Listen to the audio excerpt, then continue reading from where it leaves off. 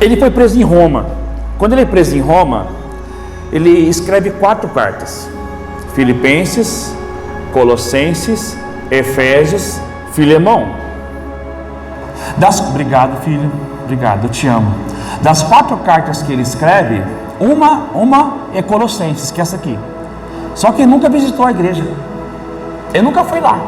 O pastor daquela igreja chamava Epáfras. Epáfras tinha uma igreja assim, era o pastor de uma igreja linda, forte, amorosa, uma igreja sólida, uma igreja bíblica. Só que aconteceu que chegou algumas pessoas na igreja com outra doutrina, com outras informações, e algum pessoal daquela igreja estava começando a cair nisso. Epáfras não conseguiu lidar com a situação. É como se chegasse uma pessoa nova aqui na igreja, que vem de um outro estado, ninguém conhece, e ele é formador de opinião. Ele chega aqui e começa a contar os causos, e alguns creem nele. Ele leva. Epáfras, ele pega o cavalo lá de Colossos e ele vai lá para Roma visitar Paulo na cadeia. Chegando na cadeia, Epáfras conta tudo para o apóstolo Paulo sobre o que estava ocorrendo na igreja. Apóstolo Paulo, ao ouvir o relato, ele escreve a carta, e isso aqui que você acabou de ler comigo. Foi dessa forma. Epáfras pegou a carta, levou de volta para a igreja e começou a pregar em cima do texto, a mesma coisa que eu vou fazer aqui. E a primeira coisa que eu aprendo no texto é que sempre, vem aqui, filha, sempre haverá alguém que estará lutando por você. Quantos creem nessa palavra? Diga amém, por favor. Vocês acreditam nisso mesmo? Sempre haverá alguém que vai lutar por você. Alguém está orando por você. Ele vai começar da seguinte forma: quero que vocês saibam quanto estou lutando por vocês. E ele vai dizer assim, pelos que estão em Laodiceia. Colossos ficava aqui, ficava em Palmeira do Oeste. Laodiceia ficava em São Francisco, 9 quilômetros. Mais ou menos isso? 9 quilômetros? Era mais ou menos assim. Colossos e Laodiceia eram 9 quilômetros. Só que Laodiceia, Colossos era uma igreja pobre. Pobre. E Laodiceia, rica. Pobre, espiritual. Rica, fria, morna, toda morna. De tal forma que João escreve para aquela igreja dizendo assim, quem dera se fosses quente, quem dera se fosses frio, mas porque tu és morno, vomitar-te-ei da minha boca. Aquela igreja dava ânsia de vômito em Deus, porque era morna, não era nem quente, nem frio, era morna.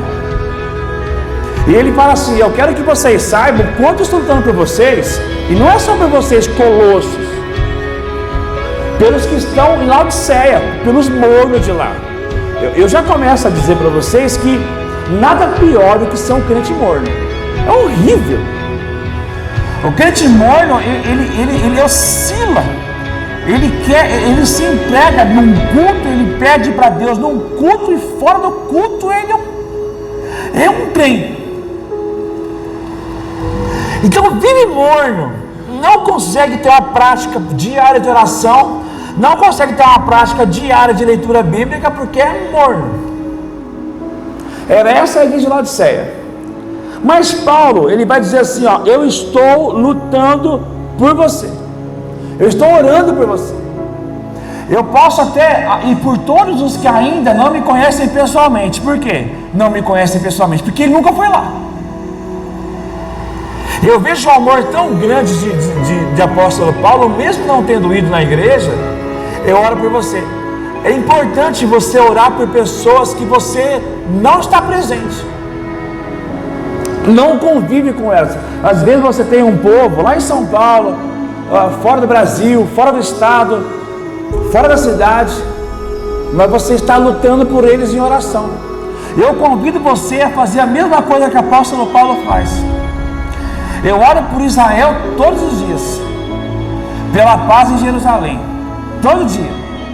Minha filha ora por Israel todo dia também. Todo dia na hora do almoço nós oramos pela paz em Jerusalém. Nós oramos por toda a nossa família e todas as famílias da igreja, ainda que não esteja pessoalmente. Isso é lutar pelos outros. Uma coisa é saber que alguém está orando por você. Outra coisa é você saber que você ora pelos outros também. É diferente. A igreja, parte do povo de Deus se contenta e se alegra em saber que alguém está lutando por ele em oração. Mas a verdadeira alegria é quando eu sei que eu estou lutando também. Porque não basta você saber que alguém está lutando por você. Ora por mim, me ajuda aí. Ora por mim, me ajuda. Eu estou precisando de oração. Nada melhor do que quando você estiver precisando, você está lutando. Lute, igreja. Lute. Nós temos aprendido, se você não puder correr, você não corra, você anda. E se você não puder andar, você rasteja. Mas lute. Lute. Você vai vencer. Você vai vencer. Eu digo isso em nome de Jesus. Porque os cristãos não desistem. Nós não somos aqueles que andam para trás. Isso é caranguejo. Caranguejo? Caranguejo? Anda para trás? De lado, né? De lado. Esquece. Agora ele vai no versículo 2. Ele vai falar sobre encorajamento espiritual, unir em amor, entendimento espiritual, mistério de Deus. Acompanha comigo. Esforço-me para que eles sejam fortalecidos em seus corações. Qual que era a luta de Paulo pela igreja de Laodiceia e Colossenses? Número 1, encorajamento espiritual. Eu estou lutando, eu estou me esforçando em oração para que vocês sejam fortalecidos no coraçãozinho de vocês aí.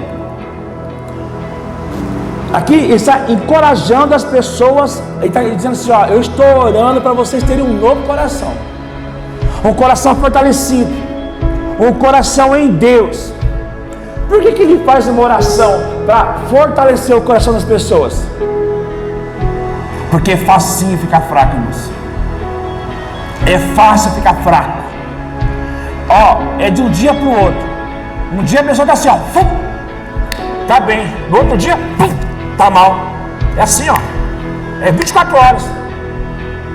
Então ele começa a entender assim, olha. Corações desanimados numa igreja faz uma igreja ser pessimista.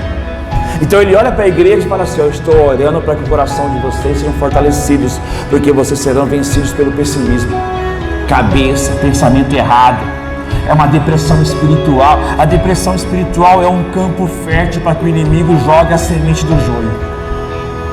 Depressão espiritual, abatimento de alma. Abatimento de alma produz esfriamento da fé.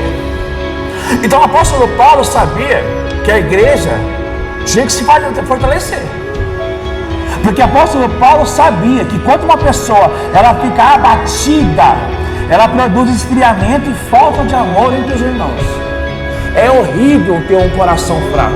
Então ele ora para encorajamento espiritual, para fortalecer os corações. E ele continua dizendo, estejam unidos em amor. Ele pede, eu quero que vocês sejam fortalecidos no coração e eu quero ver vocês unidos. Por quê? Porque o amor é o oxigênio da igreja.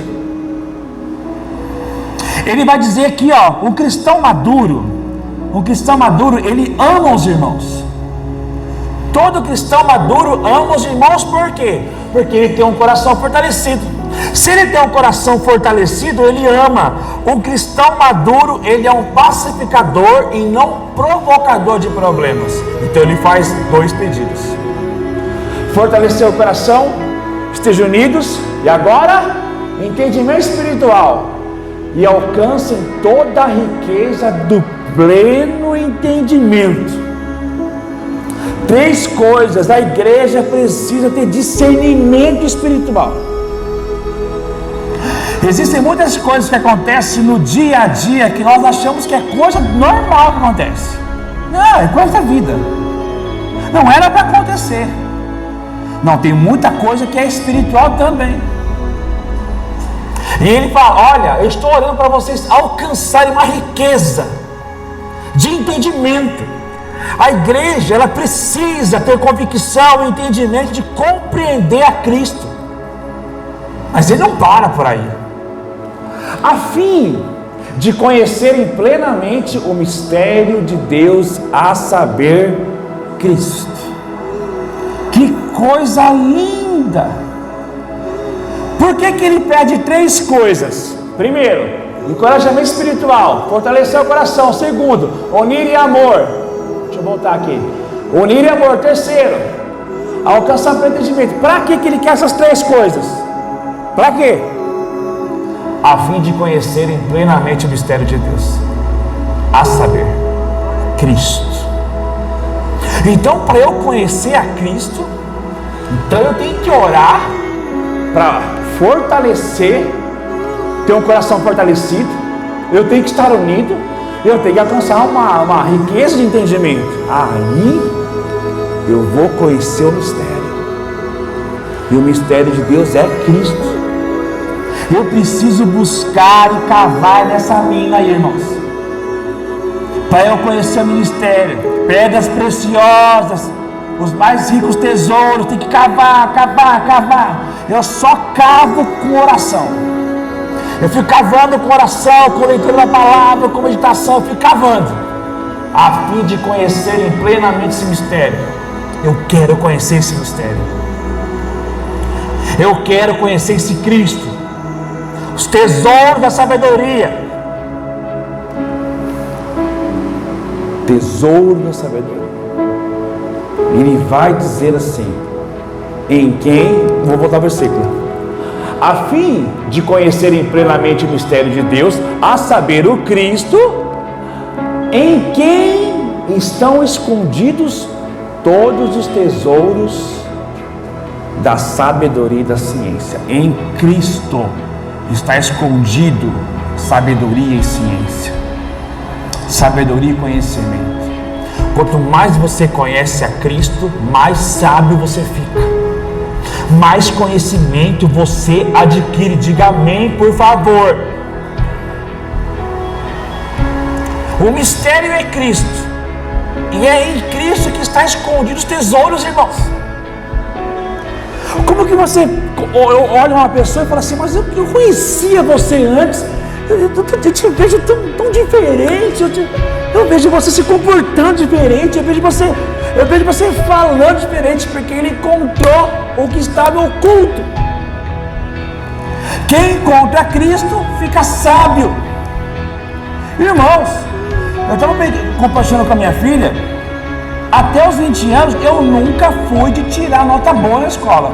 Eu nunca fui um bom aluno. Eu era mediano, era 5, 6. Eu tinha uma dificuldade tão grande de entender as coisas. Eu nunca li um livro até os meus 20 anos. Eu não lia livro. Eu não lia, eu não estudava, eu não gostava de conhecimento. Sabedoria muito menos. Quando eu me converto a Jesus, eu não sei, eu descobri o que estava escondido, o tesouro escondido de sabedoria e ciência, com toda modéstia à parte, tá? Eu fiquei bem inteligente. Porque eu comecei a ler tanto. No início da minha conversão, era 5 horas orando, 5 horas lendo. Eu lendo, palavras que eu nunca vi na minha vida. Eu ia lá no dicionário, porque não tinha Google na época. Eu lendo, livro. Comecei a ler, livro, terminava, começava o outro, livro, começava o outro. Eu tinha uma biblioteca lá. Comecei a ler. Eu descobri que quem lê fica inteligente, mas quem tem Cristo fica sábio. Que coisa linda. Toda pessoa, você pode encontrar uma pessoa analfabeta, que não conhece nada, mas ela encontra Cristo, essa pessoa fica inteligente. Pode aplaudir do irmão. Deus faz isso com a gente. Olha, em quem estão escondidos tesouros. Se está escondido, irmão, tem que cavucar, né? Tem que encontrar esse Cristo aqui. O Cristo que dá sabedoria.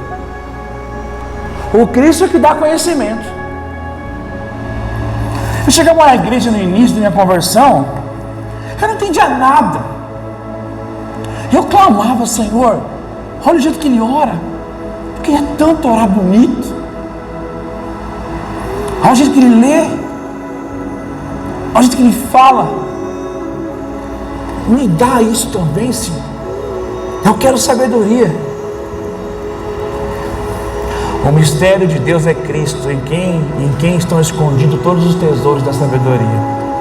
Quem tem Cristo tem sabedoria. Mas, irmãos, houve alguns perigos naquela igreja.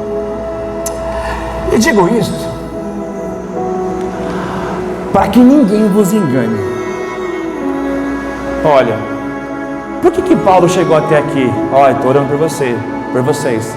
Coração fortalecido, unidos, entendimento espiritual, a fim de que vocês conheçam o mistério de Deus, a saber, Cristo. Eu estou interessado também porque o tesouro de Deus em Cristo, em quem estão escondidos os tesouros, que é sabedoria e ciência. E digo isto, sabe para que eu estou falando tudo isso até agora? Para que ninguém te engane. Aquela igreja estava sendo assolada, invadida com falsos ensinamentos. Você sabe quem que é a pessoa? Um dos nomes de Satanás é enganador. Eu nunca vi um tempo onde os cristãos são enganados.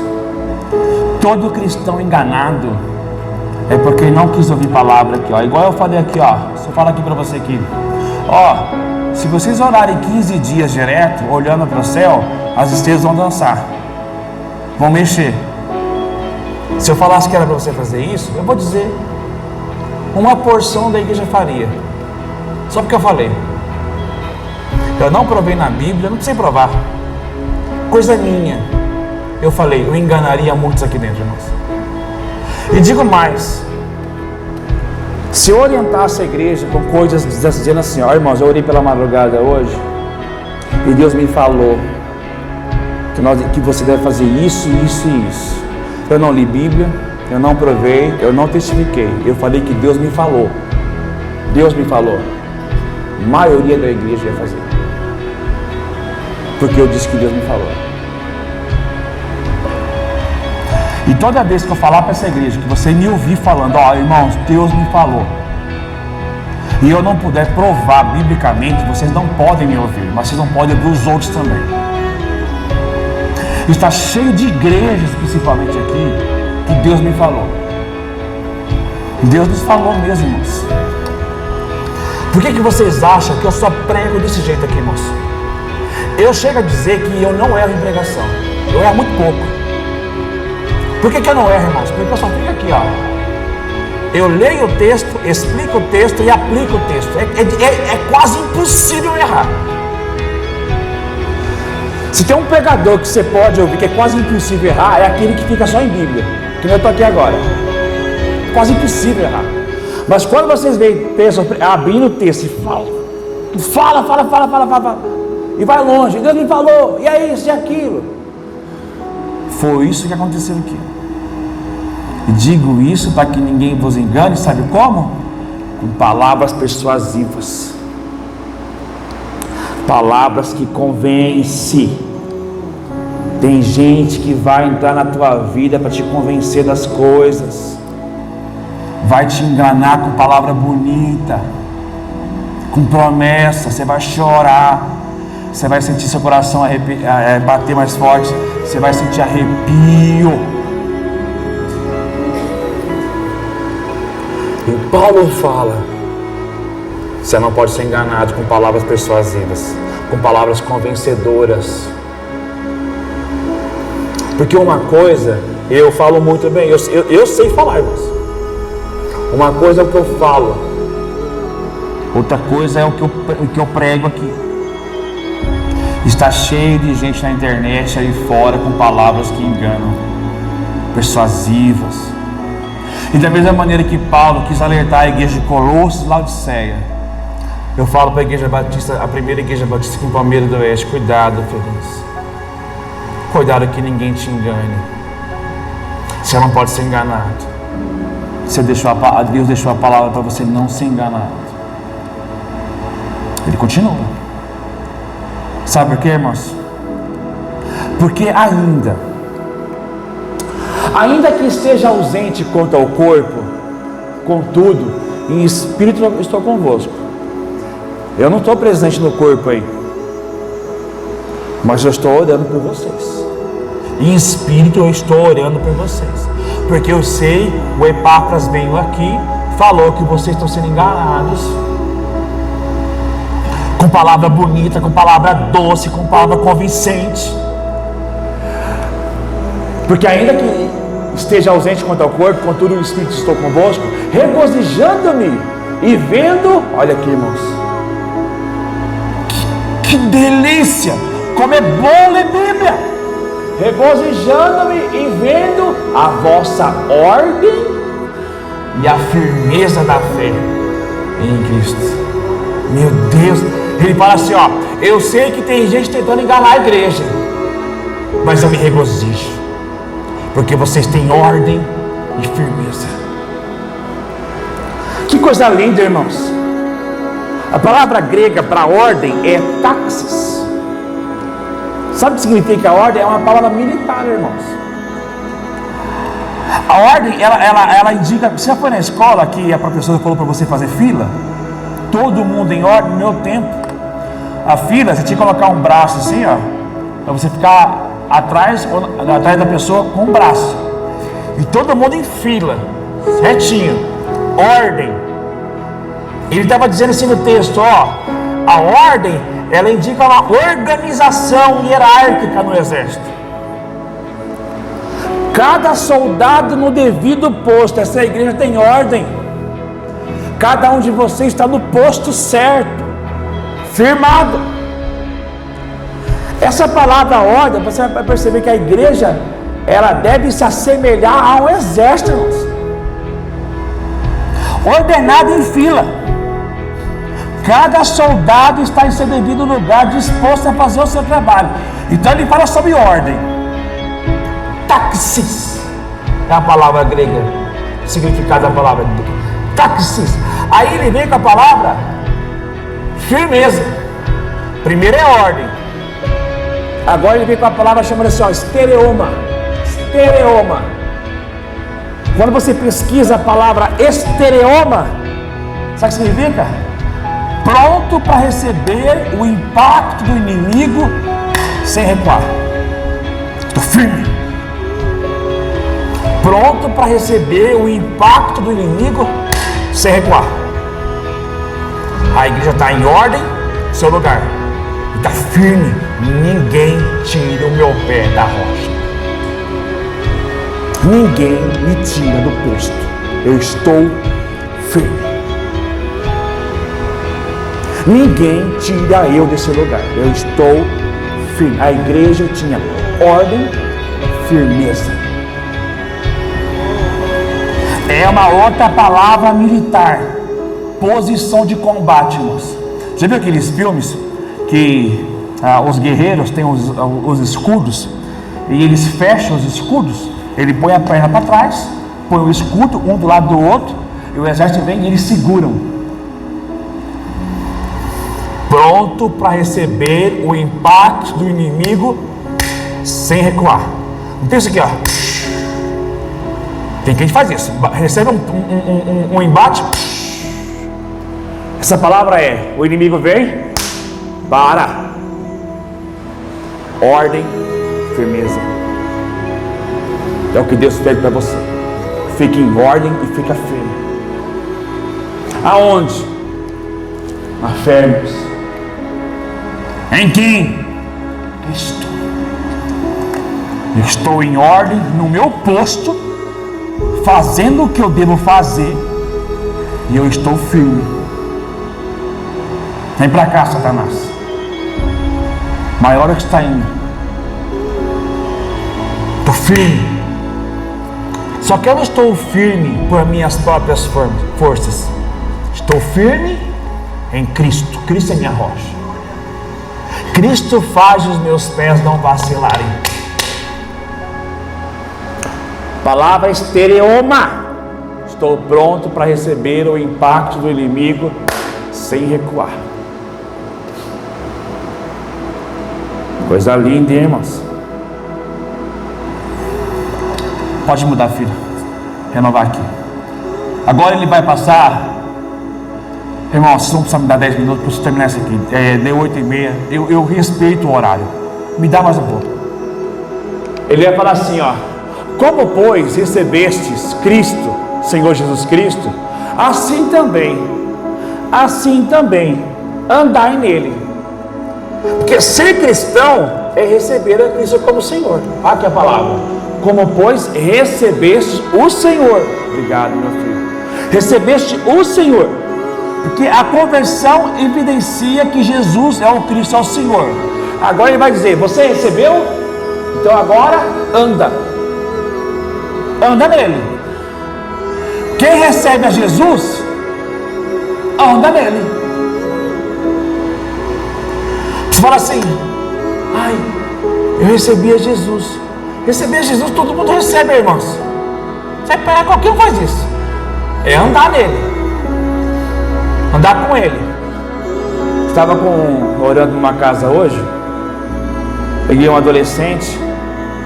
Ele contou para mim que ele foi convidado para uma festa de adolescente. Ele chegou lá, um monte de bebida, regada bebida, aqueles lança-perfume, fica cheirando perfume, narguile um monte. Aí foram oferecer para ele. Ele falou primeiro, o que eu estou fazendo aqui? Eu pensei que era a festa de aniversário de uma amiga minha. Eu cheguei aqui e estou vendo um monte de bebida. Aí ele respondeu assim, eu não bebo. Para com isso, fulano de tal. Para com isso. Bebe só uma aí. Eu sou de Cristo. Eu estou indo embora, porque eu não sabia que era assim. Não vai não. Não vai não. Vai embora. Ligou para o irmão dele. O irmão dele foi lá buscar. Me pega aqui, por favor. Eu estou num covil. Estou cheio de lobos aqui. Me tira daqui. Vou embora. Ei, vontade, deu um beijo aquele menino. Que coisa linda. Ainda há adolescente crente nesse mundo. Meu Deus. Se fosse qualquer um, ia tomar, beber, ninguém ia saber de nada. Agora, irmãos, ele vai terminar falando sobre a figura agrícola, da arquitetura, da pedagogia e a figura da gratidão também. Eu termino com isso. Esse versículo é o tema da minha mensagem. Perceba comigo, ele vai dizer, eu vou voltar aqui, ó. Como, pois, recebestes o Senhor Jesus Cristo, assim também andai nele, vírgula, andai nele, vírgula, enraizados, edificados e confirmados. O que é andar nele? Andar enraizado. Essa palavra enraizado é da agricultura, irmãos.